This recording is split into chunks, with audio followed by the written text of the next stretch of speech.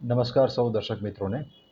મિલિંદ રેખા મુકેશ શાહ અને being patient ફાઉન્ડેશનની team વતી આપ સૌને નવરાત્રિની હાર્દિક શુભેચ્છાઓ. એક ખૂબ અગત્યનો મેસેજ આપ સૌની સાથે મારે શેર કરવો છે, એટલે આ વિડીયોના માધ્યમથી આપની સમક્ષ ઉપસ્થિત થઈ રહ્યો છું. અત્યારે જે રીતે નવરાત્રિનું આયોજન પાર્ટી પ્લોટોમાં થઈ રહ્યું છે, શેરી ગરબાને એક બાજુએ મૂકીને અથવા તો શેરી ગરબાની સાથે સાથે મોટા પ્રમાણમાં પાર્ટી પ્લોટોમાં નવરાત્રિનું જે આયોજન થઈ રહ્યું છે એ એક પ્રકારનું સામાજિક દૂષણ છે. તેમ છતાં કોઈને આયોજન કરવું હોય અને કોઈને બે પૈસા કમાવા હોય અને કોઈને ત્યાં આગળ ગરબા કરવા હોય તો એની સામે કોઈને મને કે બીજા કોઈને વ્યક્તિગત વાંધો ના હોવો જોઈએ. પણ આપણી જાતની આપણા સ્વની સુરક્ષાની જવાબદારી તો સૌથી પહેલાં આપણી જ બનશે ને.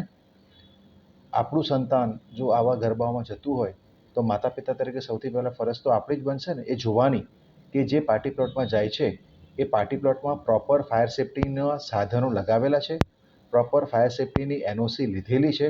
એટલું તો આપણે કમસે કમ ચેક કરી શકીએ ને. આયોજકો જોડેથી આપણે એટલો તો આગ્રહ રાખી શકીએ કે તમે જે પાસ છાપો છો એની પર તમે મોટા અક્ષરે લખો કે અહીંયા અમારે ત્યાં ફાયર સેફ્ટીની અને અન્ય તમામ પ્રકારની સેફ્ટીની સુવિધાઓ છે.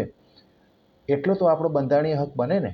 કે પછી રાજકોટની જેમ કે સુરતની જેમ તક્ષશિલાની જેમ કે ગેમિંગ ઝોન રાજકોટમાં જે થયો એવા કોઈ બનાવ બને એટલે દર વખતની જેમ આપણે સરકાર પર દોષારોપણ કરીશું.